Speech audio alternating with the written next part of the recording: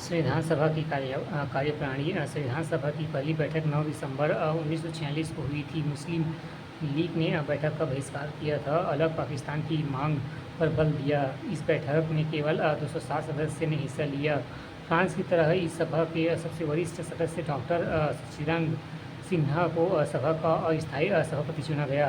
11 दिसंबर 1946 को डॉक्टर राजेंद्र प्रसाद ने संविधान सभा का स्थायी सभापति अध्यक्ष चुना गया। इसी तरह 25 जनवरी 1947 को H.C. मुखर्जी सभा के उपाध्यक्ष चुने गए।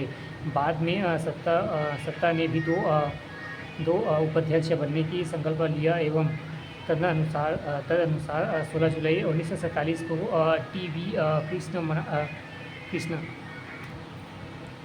कृष्णमाचारी को सभा के दूसरे उपाध्यक्ष के रूप में चुना गया।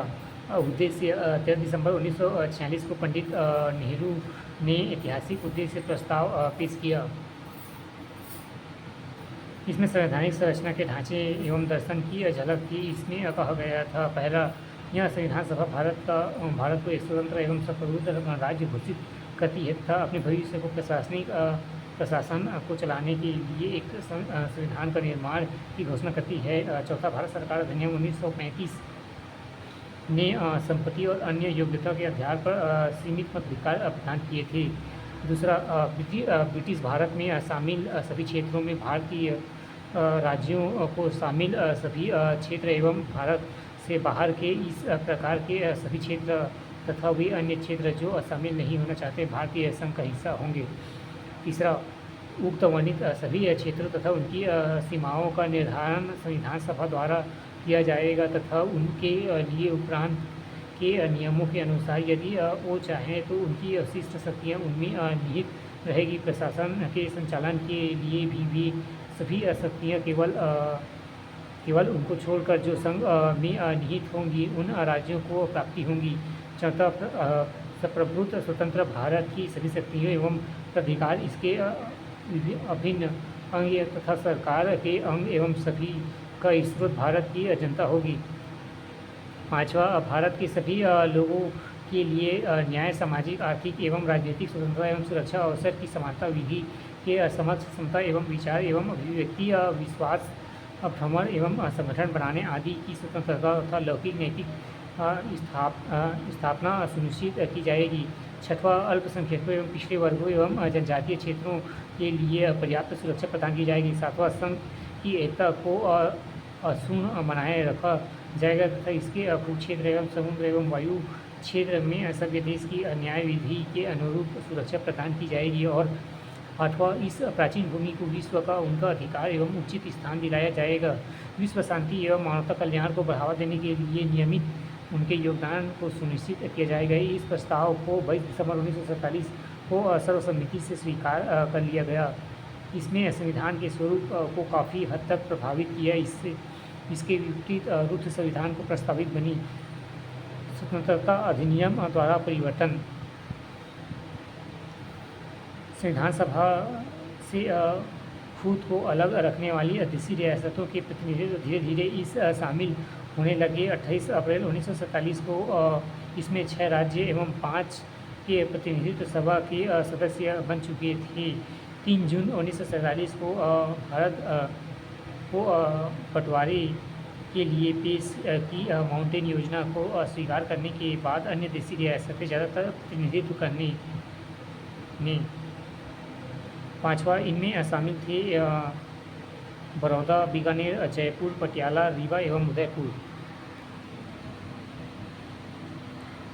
सभा में अपनी सीटें संग्रह कर ली थी एवं भारतीय हिस्से की मुस्लिम लीग ने अपना सदस्य भी सभा में शामिल हो गए थे। भारतीय स्वतंत्रता अधिनियम 1947 ने सभा की स्थिति में निम्न 3 परिवर्तन किए थे। पहला, सभा को पूरी तरह से संपूर्ण निकाय बनाया गया था जो स्वेच्छा से कोई भी संविधान बना सकती थी। इस अधिनियम ने सभा को ब्रिटिश संसद द्वारा भारत के संबंध में बनाए गए किसी भी कानून को समाप्त करने तथा बदलने का अधिकार दे दिया। दूसरा, संविधान सभा एक विधायिका भी बन गई थी। दूसरे शब्दों में कहा जाए तो सभा के 2 अलग अलग काम सौंप गए थे। इनमें एक था स्वतंत्र भारत के लिए संविधान बनाना और दूसरे था देश के लिए आम कानून लागू करना। दोनों कार्यों को अलग अलग दिन करना था। इस प्रकार संविधान सभा स्वतंत्र भारत की पहली संसद बनी। जब भी सभा की बैठक संविधान सभा के रूप में होती, इसकी अध्यक्षता डॉक्टर राजेंद्र प्रसाद करते थे, और जब बैठक बतौर विधायिका क्षय होती थी तब इसकी अध्यक्षता GR मलवंकर करते थे। संविधान सभा 26 नवंबर 1949 तक इन दोनों रूपों में कार्य करती रही। इस समय संविधान निर्माण का पूर्ण कार्य पूर्ण हो चुका था। तीसरा, मुस्लिम लीग के सदस्य एवं पाकिस्तान में शामिल हो चुके थे। साथ से संबंध भारतीय संविधान सभा से अलग हो चुकी थी। इसकी वजह से 1946 में कैबिनेट मिशन योजना के तहत तय की गई कुल संख्या 389 सीटों को बजाय 299 तक आ गिरी। भारतीय प्रांतों एवं औपचारिक रूप से ब्रिटिश प्रांत की संख्या 296 से 229 और देसी रियासतों की संख्या 93 से 70 कर दी गई। 31 दिसंबर 1947 को राज्य सदस्यता की तालिका 2.5 की प्रस्तुति किया गया। अन्य कार्य संविधान के निर्माण और आम कानूनों को लागू करने के अलावा संविधान सभा के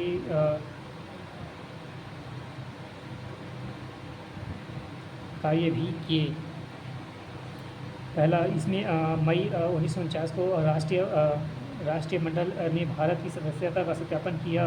छठवां, रोमानियन विधानसभा के रूप में विधानसभा नई संविधान सभा की पहली बैठक 17 नवंबर 1947 को हुई।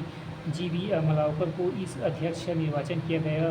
सातवें, ये पश्चिम पंजाब, पूर्वी बंगाल, उत्तर पश्चिमी प्रांत एवं सिंध, बलूचिस्तान, असम का सिलहट जिला एवं पाकिस्तान के लिए एक अलग संविधान सभा गठित की गई। दूसरा, इनमें 22 जुलाई 1947 को राष्ट्रीय ध्वज को अपनाया गया। तीसरा, इसमें 24 जनवरी 1950 को राष्ट्रीय गान का अपनाया गया। चौथा, इसमें 24 जनवरी 1950 को राष्ट्रीय गीत को अपनाया गया। पाँचवा, इसमें 24 जनवरी 1950 को डॉक्टर राजेंद्र प्रसाद का भारत के राष्ट्रपति के रूप में चुना गया। 2 साल 11 माह और 18 दिनों में संविधान सभा की कुल 11 बैठकें हुई। संविधान निर्माताओं ने 60 देशों के संविधानों का अवलोकन किया। इसके प्रारूप में 114 दिनों तक विचार हुआ। संविधान के निर्माण पर कुल 64 लाख रुपए खर्च आया।